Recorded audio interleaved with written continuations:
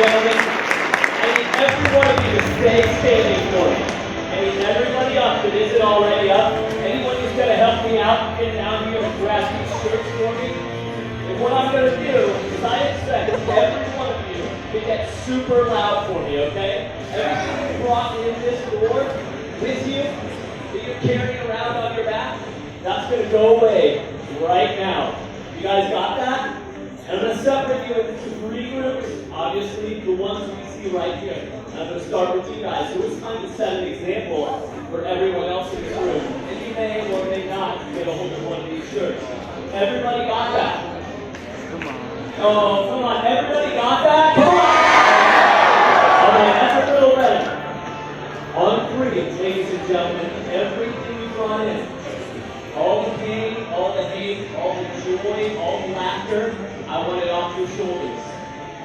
1, 2, 3. Bring that back! Wonderful.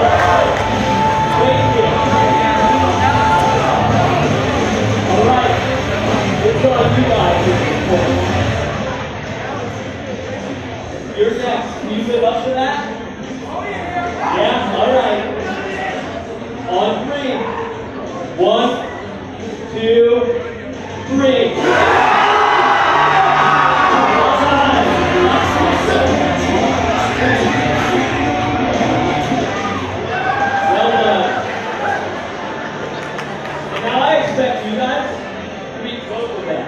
And there's less of you. Can you make that happen? Can you make it happen? Yeah. All right. On 3. 1, 2, 3.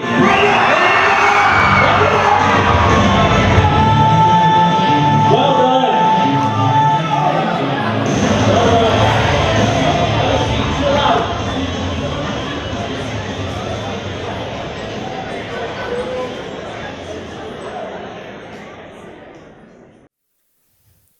Welcome to the Manners and Motivation Tour. We're going to do a lot of that for the next hour. I'm going to ask you questions. I'm going to expect responses, just like those that just came out. I'll ask some of you some serious questions. And because all of you just left everything at the door, it's a safe place in here, right? Free of judgment. Free of hurt feelings, only filled with strength and power, because that is what we're about here. Is that understood? All right, you guys are a pretty good group already. This is nice. We'll get you louder yet. But when I ask questions, I'll have you stand up. I might have you yell at me. But we're definitely going to connect, because this isn't about me talking at you, telling you guys how to live. This is about being real, connecting one-to-one. And we will before this is over, I assure you.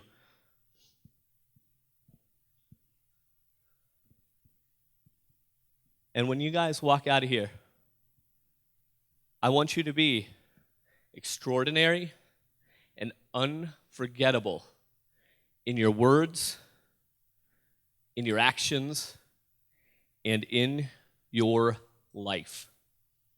Can you guys handle that? Yeah? I'll say it again. Be extraordinary and unforgettable in your words, in your actions, and in your life. And I know that sounds kind of like a big deal. It sounds huge, doesn't it?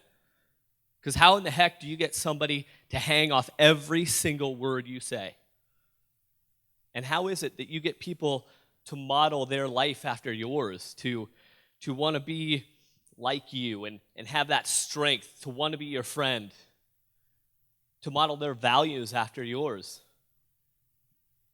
and truly how to turn your life into a legacy? Now, if you guys don't mind, we'll get a little serious today. Can you guys handle that? Get a little bit serious? Not too serious, though, because, come on, serious. It's all good. But what I want to do is turn back the clock a little bit, rewind things just a little, to a time when I lost everything that it took to be extraordinary and unforgettable in your words and your actions in your life. Do you know where that starts? Does anybody know? Starts right here, maybe, right? With personal value, with self-worth. How many of you guys got up this morning and looked in the mirror and was like, pretty much awesome. Sexy beast right here. Yeah, we got one, huh? Anyone else? For real, did anyone else do it? Stand up. If that's what you did this morning, I want you to stand up. Wonderful. Awesome. Look around. That's confidence in this room. Have a seat. I like your tie, by the way. And your flannel and beard. Total win. Total win.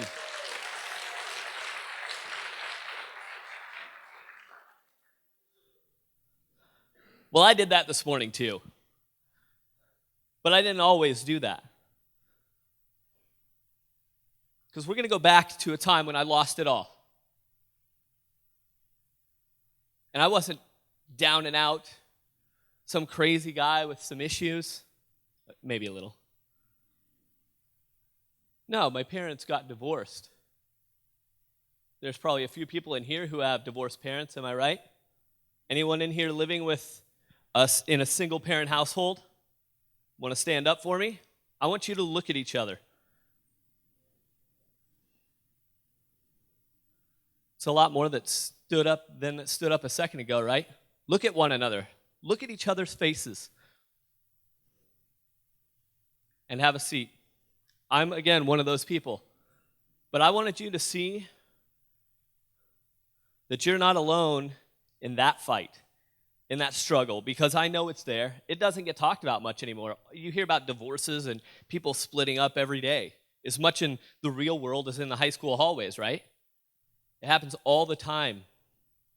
But nobody discusses what kind of pressure you're carrying around with you, what's on your back all the time, watching your mom try to make it, take care of you and your family. What it's like dealing with an upset father you see once every 3 months. It may not always be like that, and I hope that's not the case. But that's when I kind of lost everything, because my idea of perfection was in that family household that I had. And I got in this routine when I was in school after that point, because I was carrying that around. I was dragging that luggage around with me. And at that time, I would kind of isolate myself. I went into a depression. And this habit that I had was to get up and go to school in the morning. And I would either go to work after school, go home, and I would go straight to my room, and I would hang out. I'd read books, I'd write, I'd listen to music, I'd watch horror movies, and I'd escape from everything else on earth because no one understood me. Did I have friends? Yeah, I had friends. I had a lot of them. But were my problems their problems? Do you want to throw all that on your friends? I know I didn't. So that's what I'd do, is I'd isolate myself and I'd hang out. I didn't get along with my family so much anymore. I was angry.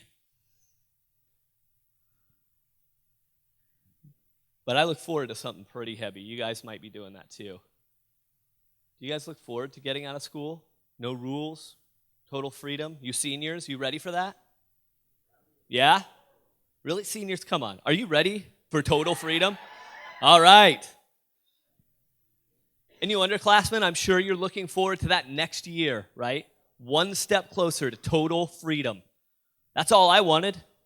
I could do whatever I wanted to do at that point, right? So we'll fast forward a bit. I got a good job. Got a small apartment in another small town across from a small grocery store, which is important. You'll find out a little later. and I had freedom. What do you think happened next? Total freedom. I could do anything on earth.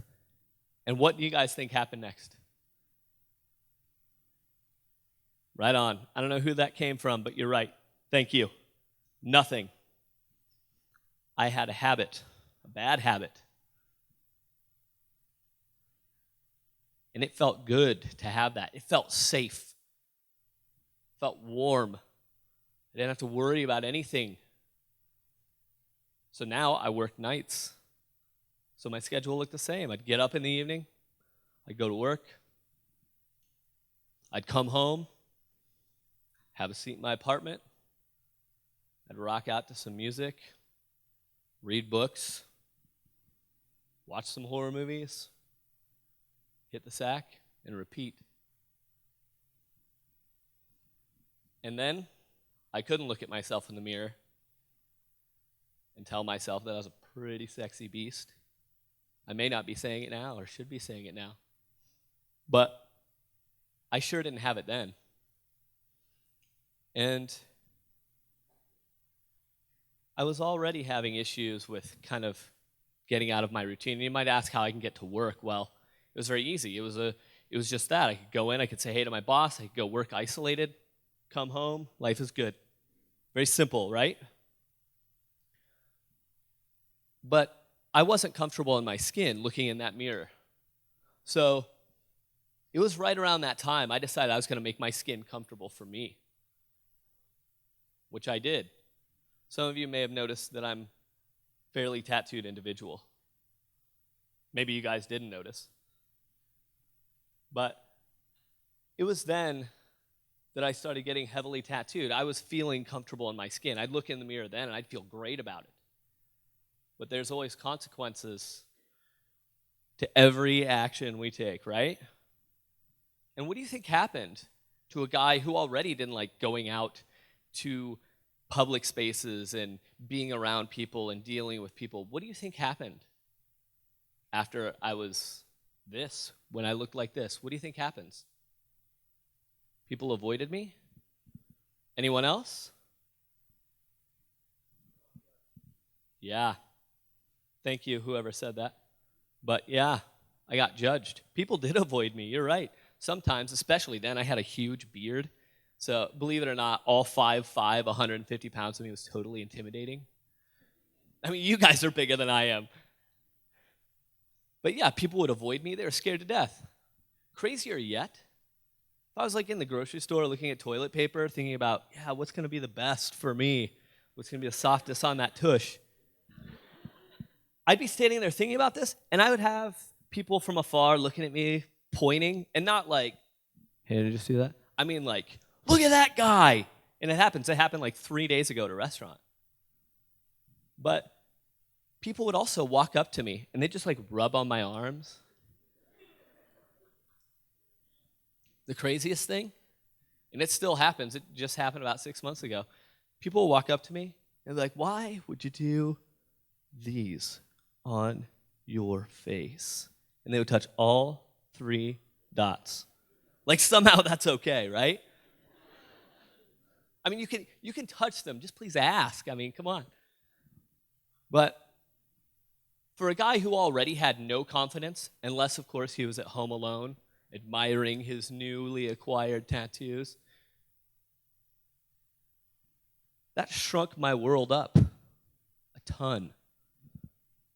Because I wasn't confident already, and now people were telling me things like I ruined my life, that I was disgusting, that they hope I never have children. And I mean, they're saying it. This isn't on my phone. This isn't Facebook. This is one-to-one. This is real. And of course, I decide that I'm not sure if I can handle being in public. And I didn't really realize how bad it got until I woke up one evening, because again, I work nights. It's not like I'm some strange vampire or something, usually.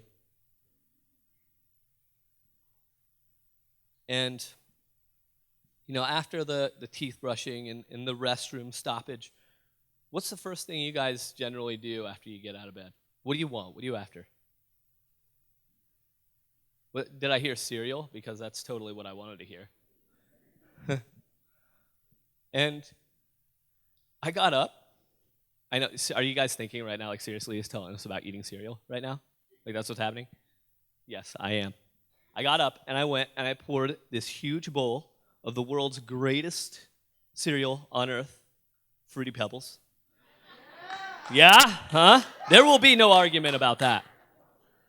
I mean, the Flintstones, come on. So I pour this up, right? And I'm all pumped about eating it because that's what I do, I guess. And I open my, like, olive-colored refrigerator because my whole apartment was, like, 1976. And I open it up, and where that milk usually sat was an empty space. What do you guys do if you're out of milk and you have a grocery store 3,000 feet away? Yeah, who'd have thought? Go to the grocery store, get some milk, right? Big deal. Do you know what I did? I stood there with my arm on the door and cried. I have no idea how long I stood there, but I literally bawled my eyes out. And I know it seems funny. Because, like, how could someone get there? How could they let themselves get there? To where milk just breaks them in half. How could that happen? And I did, I cried. And I'm not talking like that, like, whiny kind of, I'm talking like lip sucking, my dog just died, bawling. And that day I sat on the couch and stared at the door across the apartment. It was my worst enemy at that point. I couldn't leave. And I'm eating tear-soaked, dry Fruity Pebbles. So your scream for them isn't as warranted when they're dry and filled with salty tears, I promise. Some days would be better. Some days I'd get up and I'd lace up my boots and I'd get a little closer to that door. Sometimes I'd just lay down with my head against it flat, just looking up at it, staring at the doorknob, which was gold and right above me. And, your face gets all distorted. So here I am crying, and you're like, ugh. And it's all fisheye lens and stuff. Probably really funny to see from the outside. And I know my neighbors heard me because I was loud in there. No one said a word. I mean, at that point, I was suffering. Once in a while, I'd lace up my boots in the kitchen. I'd fling that door open. I would sprint down that hall, leap over the stairs, which I may end up doing here. If I fall down, just pick me up, throw me back up here. And I'd run the 2,000, 3,000 feet across 2 parking lots and a highway, and I'd head straight back to the freezer section to get my milk. And it was 1 gallon of A&E, 2% milk. It cost $1.89. Back then, I know, it's a while. Sorry, guys. It's like, what, $4 now? Yeah, exactly. And I knew that price because if you think for a second that I was going to stand around and count out money in front of people that I couldn't handle, that were going to judge me and ruin my life more, you're wrong. So I would get my milk. I would run up to the front. I would slam it down and run it across the scanner myself. I would hear the beep, drop my $2, scream thank you, and I would run home. What an interesting way to eat cereal. But truly, that was my life at that point. And it wasn't just milk. That's just what I recognized. That's that trigger point in my life. Because trust me, there were newspapers used instead of toilet paper, so I didn't have to go to the grocery store. But I'll tell you, you can get lower than that. And I didn't really think it was possible. But again, I worked nights. I was alone all the time. My girlfriend that I had of 8 years was off at college. What happens when you're alone a lot? Maybe none of you guys do it. Maybe I'm completely wrong in this. But do you guys think when you're alone? You think a lot? You said it. You overthink. You guys do that? Anyone else do that here? Yeah, I'm seeing some hands. Yeah. And like things that seem entirely crazy suddenly are like, oh yeah, that's totally true. Goblins are going to take my toes off when I sleep. I mean, you do. You get a little paranoid about things. And you overthink. And I was alone, minus maybe one or two interactions a day. And when I was at work, I started thinking, you know what? Alone, living this ridiculous life, stuck in a small apartment that looks like 1976 threw up all over it. Is that the life I want to live? Is that the life you guys want to live? Stuck in an apartment, can't even leave? Is that what you guys would want? No? I didn't either. So one day I just decided, you know what? What am I going to do if I don't want to live this life? I'm just going to end it. I decided that I was going to end my life. I told you we were going to get kind of serious. So I came home, sat down at my kitchen table. I wrote a note to my family to let them know how I felt, what I was going through, and where they could find me. And it was one thing, the thing I hated the most, that altered the course of this moment just a little bit. It was because I was so paranoid about changing my routine. Because I would come home, chill out, hit the sack, get up and go to work. I wrote this note. For whatever reason, I felt like I needed to go to sleep because that was my routine. I could get up and take care of this, right? I'd done a ton of things up to that point. Everyone that I listened to, isolated and alone, almost all my favorite bands and musicians, I met all them before that. I even, at the time, brought a major television network to my small town to hang out with my family and film the small town and interview me. Who does that? Didn't matter. That personal value I was talking about, wiped out. Absolutely gone. I went to sleep. A few hours later, I wake up. You know what, before I get there, because I see your faces, and from here it's a lot different than what you're seeing. Because I see a few people with some tears, and I know what you're feeling. I know it hurts. I know the pressures you're carrying around with you. I saw your hands go up to your faces.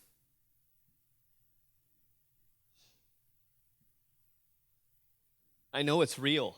I'm not just some speaker who travels around and does this. It's actually very hard for me to tell you guys of my lowest point in my life. But you guys make it worth it. And those tears I get. And that is why I'm here today.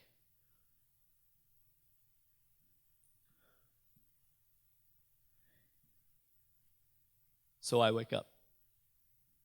I'm staring at the ceiling above me. And everything's different. I committed to ending my life. I wrote a note for my family. That is heavy. And I didn't maybe realize it even at the time. But then I turned and I sit up and I put my feet down on my green shag carpeting. And I remember feeling the fibers coming up between my toes. I'd lived there for like 3 years. I'd never felt that before. I remember taking a big breath and smelling my apartment for what seems like the first time. And for any of you who've been in essentially a single man's apartment, that is not awesome. Just FYI, you'll know in a couple of years when you hit college, man.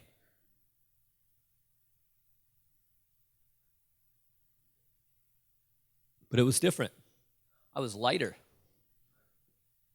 Because I said I was going to get rid of that guy, that life that I lived. It was going to go away. And I thought, why do I have to kill off my living self today when I could get rid of that life that I lived earlier? What if that happened? I mean, I'm already at the bottom, right? Can you get lower than the bottom? Not really.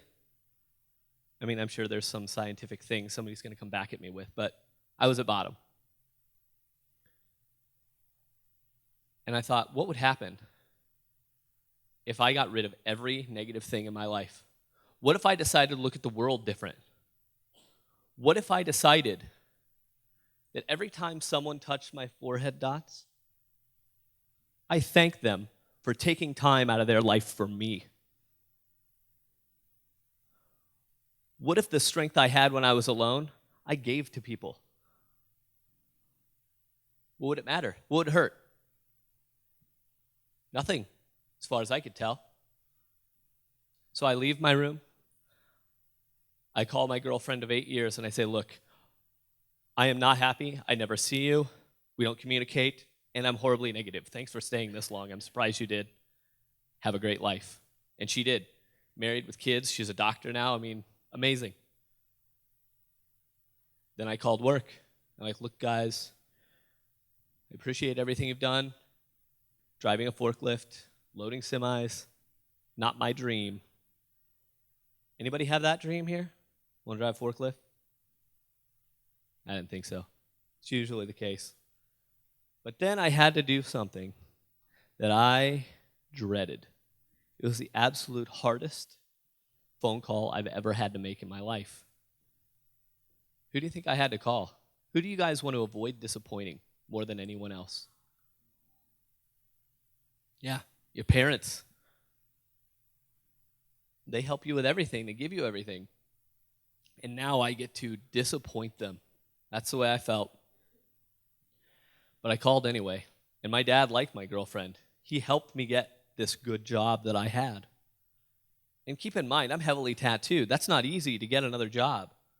I effectively ended my career at McDonald's. That was okay, because I had something no one else had. I had an absolute reason to follow my dreams, because I couldn't settle for less. Just wasn't in the cards. I called my dad and I said, Dad, I'm really sorry,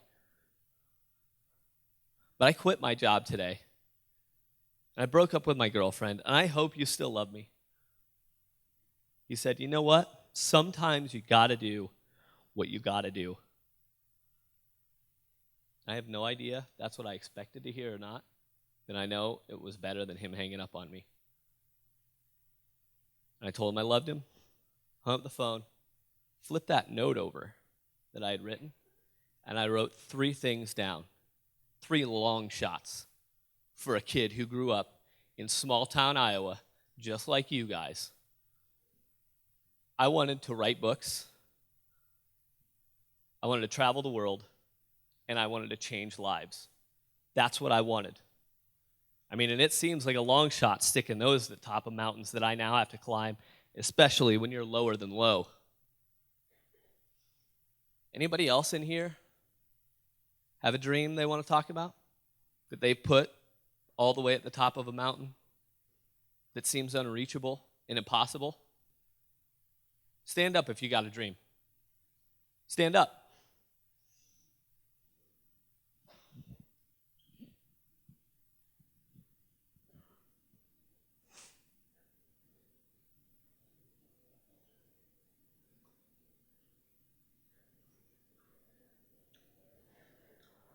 Wow. It's taken some of you guys a little bit, but you're there. Now, who's willing to share that dream? Put your hand up. Who wants to share it? What do you got, sir? He wants to write books. He wants to be an author. Anyone else want to share? Right back there. What's that? An actor? Awesome. And of course, coming from small town Iowa, I'm sure you get that that's totally impossible and ridiculous. Anyone else? Right here. On Broadway. Wonderful. I was just there. One more. You know, let me sneak over here. Right back there in the black. A doctor. Excellent. Is there anyone else in here that wants to be a doctor like this young lady? Look at those hands. There's a lot of you, like 10 of you. I don't know. Awesome. Have a seat. So I don't know. I mean, this is a pretty sizable school. I don't know how many of those individuals for you are friends or not. But what would happen if you reached out to all 10 or 12 of those people and you worked together to research, to network, to learn, to gain that knowledge it takes to grow into that position? What avenues there are to being doctors, because there's a ton of them. And maybe you find out you don't even want to be a doctor. You want to be something else related to the medical field because you're good at engineering, so you're making medical equipment. Who knows? But it starts with that dream way up there. And what do you think happens if you link up with everyone else? Or even if there's two of you rather than just you alone, what happens? It gets easier. You're climbing with somebody.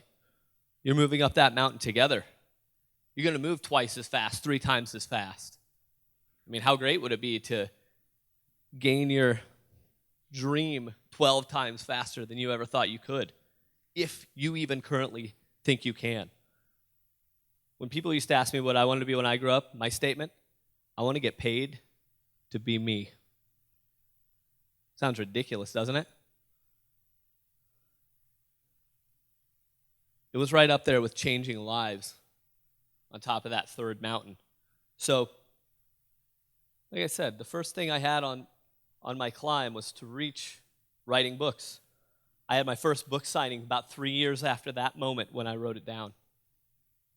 I was sitting at a table, books piled all around me after it was published, and I was waiting for that door to open because I knew millions of people were going to stream through in front of me. I was going to sign all those books. Superstar. How many people do you think showed up? 3. I don't know who said it, but I heard it. 3 people. And one of those sort of counts because it was more like a sympathy buy because I was sitting there alone, not talking to anybody. And they were like shopping for other stuff. And I'm like, I don't really like your book, but I'll buy it, I guess.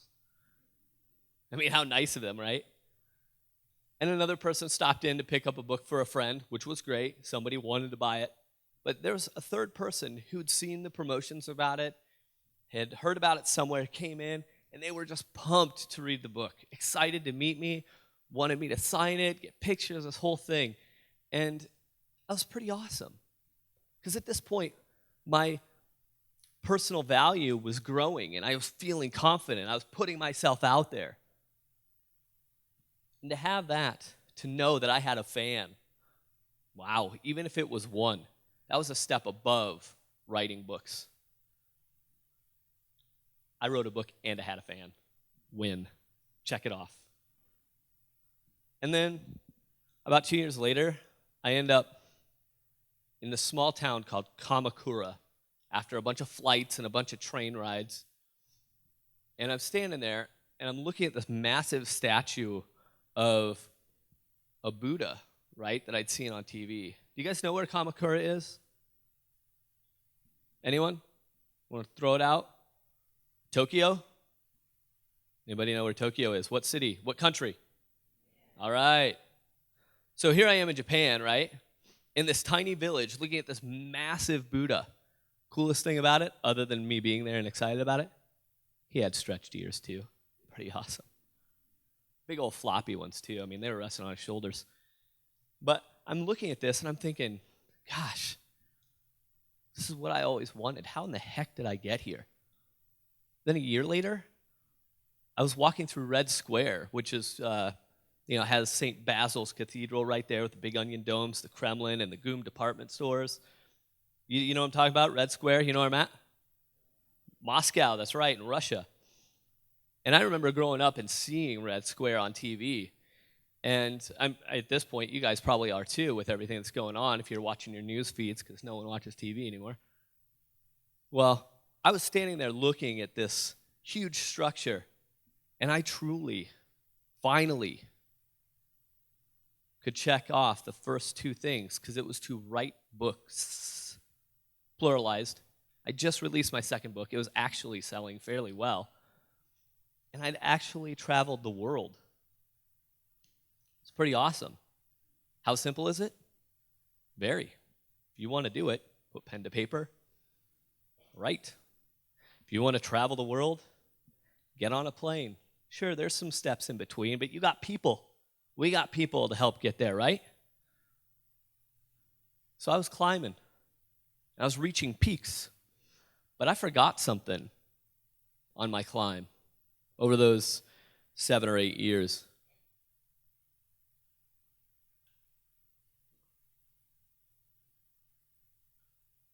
Any idea what I forgot? Well, I did. I hadn't gotten to the change lives thing yet. But I forgot how to do this. I forgot how to communicate. My family that supported me and loved me, and I maybe didn't always love back as well as I should, or give back as well as I should. I sure wasn't at this point. Because I was driven. I had a focus.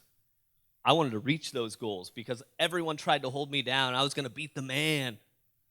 And you know what? I did. But at the expense of what? I'd seen my family maybe 2 or 3 times a year through those years. I got married in that time frame. I did a great job of getting a divorce as well.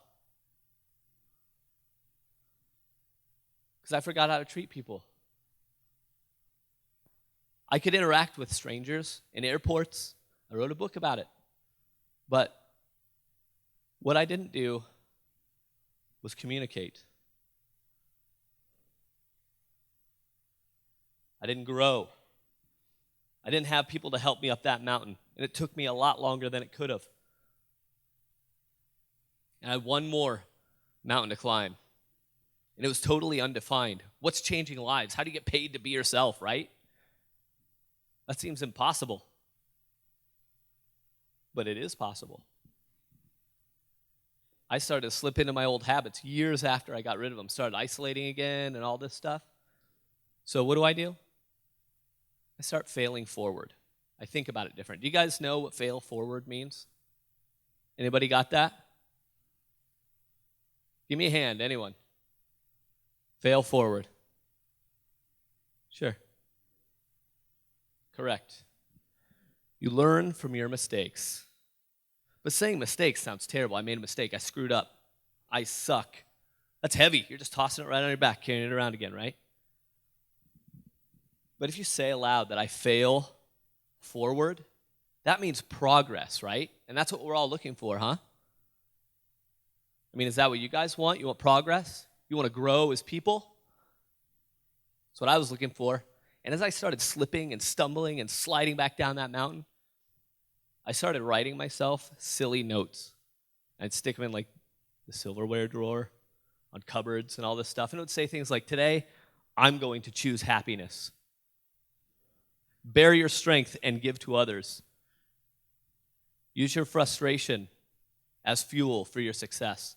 I started posting them online too, because at that point, I would need people to keep me honest when I'm in public. Because if you saw me in public, right, and I was being a negative Nelly, I'm hoping you'd be like, hey, dude, I totally saw that you're telling everybody else to be positive, and here you are being terrible.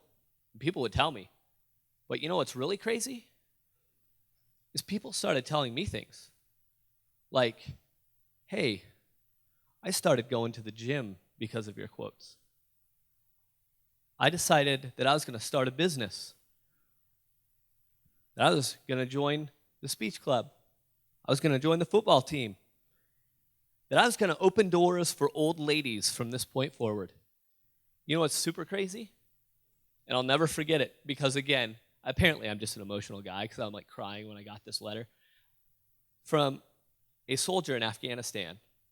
He had told me that my quotes helped him get through his lonely nights. Talk about intense. And then they're like, hey, can you put that in the book? I'm like, I know something about books. We can probably do that. I was like, you know what? This isn't about me anymore. It's about you guys. You want it. What do you want it to be? What do you want to call it? They voted. They called it Inspiration on Demand. You guys may have seen it sitting out there on the table because it's a real thing. It came from absolute nothing, zero. Just like me, to be real, to be a thing. They funded it. They put me all over TV, all over the radio in the last year and a half, in front of groups like this. Because those people, when I was trying to dig out of my own trench, reached down and grabbed me and pulled me up that mountain. Today, I'm standing here right now because, as Jolie mentioned, she knew me. Thankfully, her being the wonderful person that she is, way back when I was struggling, took time for me, listened when nobody else would. And I'm sure it was terribly boring. But she did. Who'd have thought years later, because of a simple friendship, a teacher-student relationship, that I'd be here talking with you guys.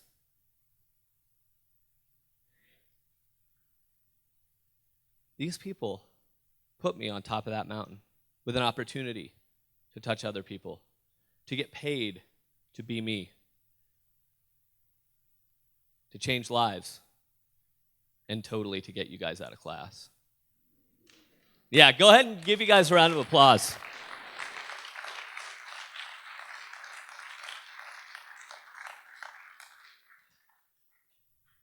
But see, there's something missing that I'm not talking about yet. How the heck do you communicate that?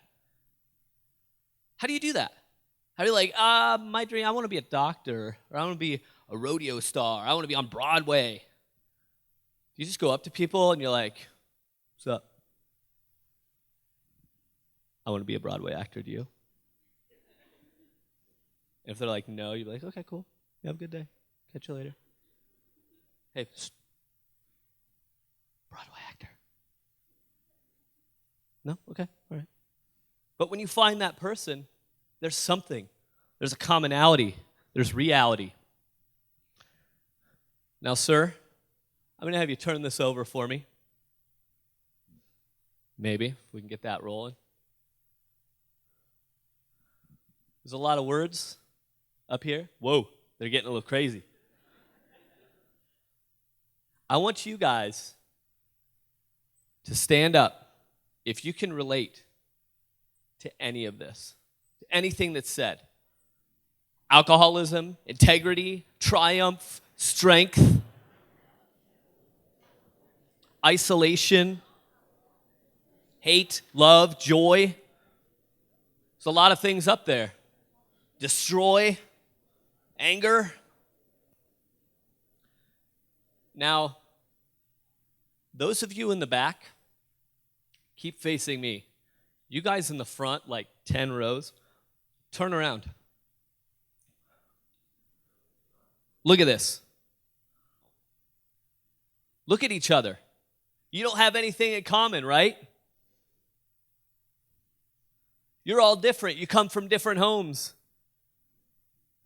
You don't look like each other. You have none of the same interest, right? Wrong. You're human. You're real. You have each other. And now you can have a seat.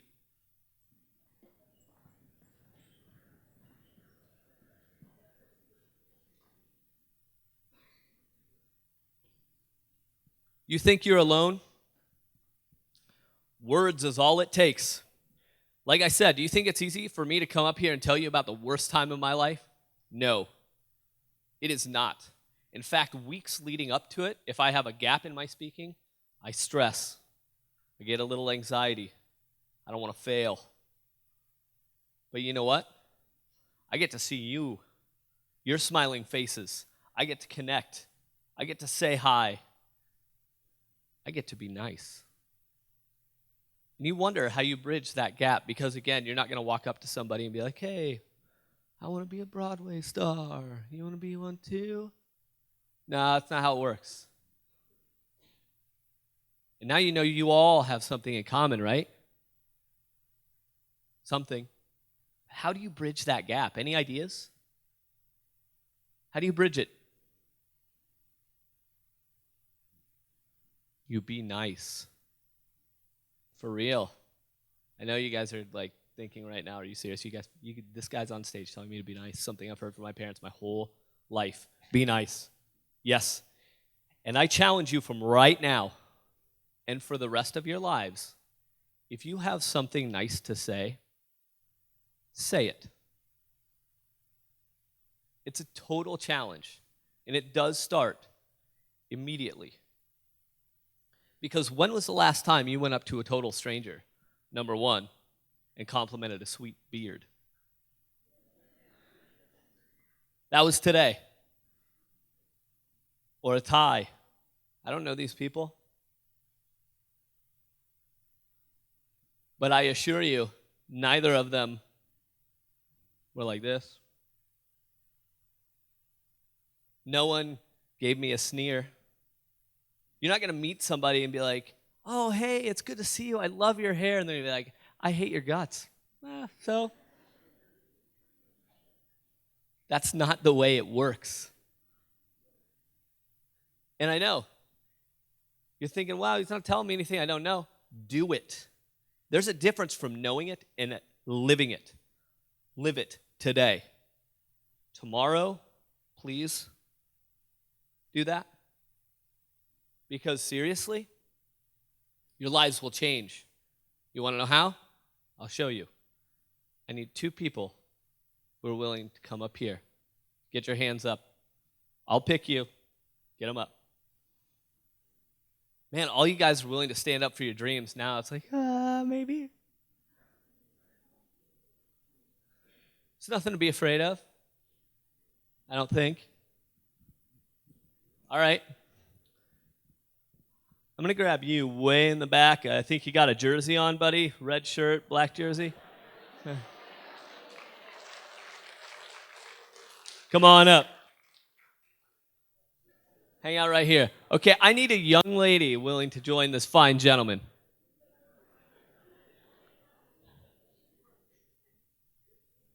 All right, I'll go with you right down there in the middle. Come on up here. Yeah, give her a round. Come on.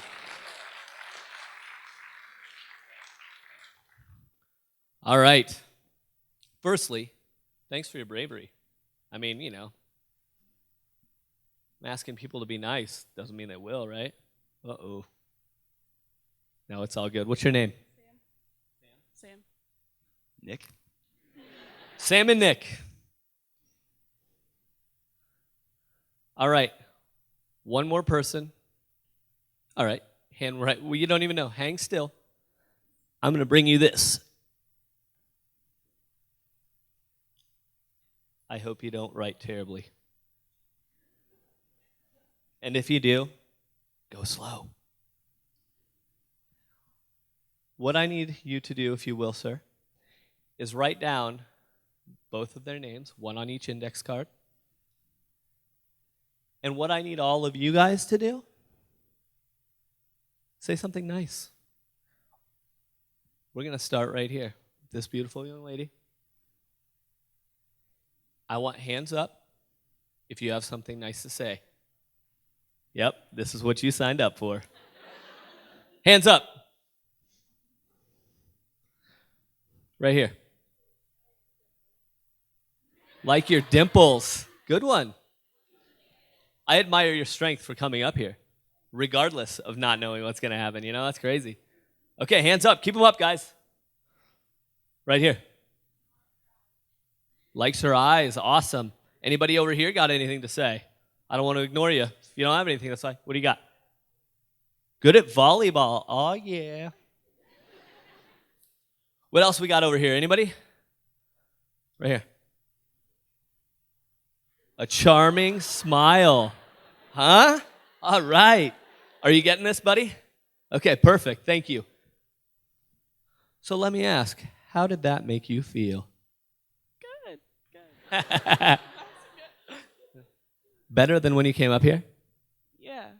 All right. A little hesitant. That's good. Not creeped out, right? Maybe a little creepy. All right. All right. Yeah, the key here, nice, not creepy. Nice, not creepy. All right, on to you. I feel like you got a lot pent up in there. I feel like you got some things going on. I think we're going to hear some stuff. Do you agree? Okay. Boom. Mine for you? Confident. Write her down, please. What do we got? Raise them up. Let's hear it. Right here. Pretty cute. Total win. Pretty cute. You got that? Okay. Other hands. Right down here. Amazing at basketball. That's not sarcasm, right? That's nice.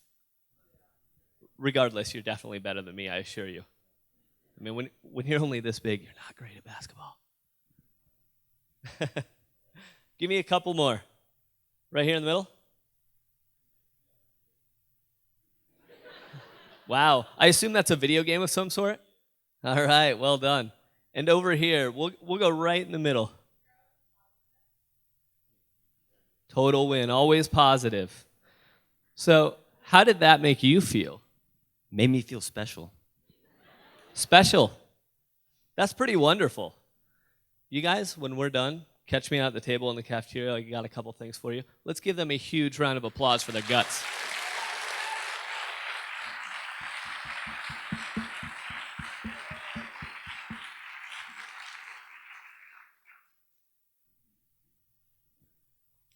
Simple, isn't it? How did it make you guys feel saying it?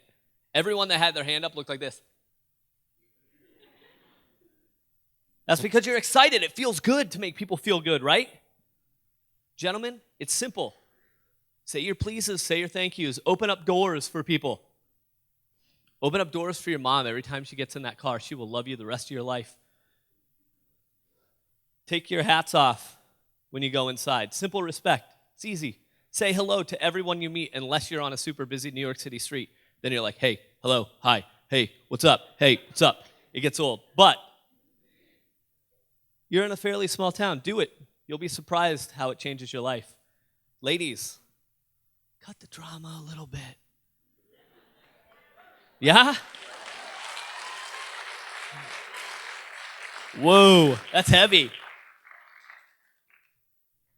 You know, instead of this, all the time, do more of this. That goes for you, gentlemen, as well. Compliment instead of dragging people down. No, I hate your boots more, I like your shirt. You can hate their boots. Just don't say it because it's not worth it. If they ask, what do you think of my boots? That's a whole different story. So, it is those simple things. Understanding that when you're here, put your dreams up there. When you're farther down, put them higher. Because you have a purpose.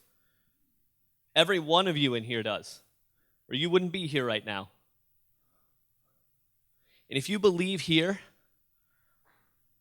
that you can do it, and if you surround yourself with people who believe it too, and you believe in them, and you're climbing together, you will be successful.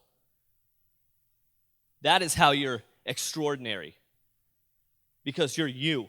I don't want you guys to be like me. I want you to be you. I want you to love who you are. I want you to love what you look at.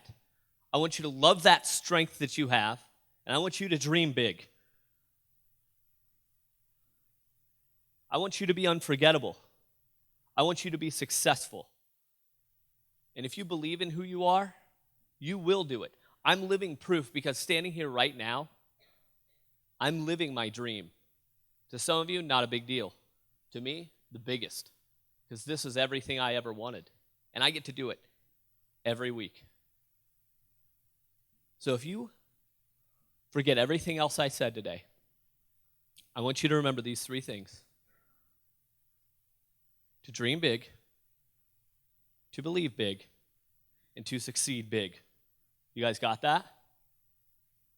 So if I walk through and ask every single one of you exactly what I just said, you got it, right?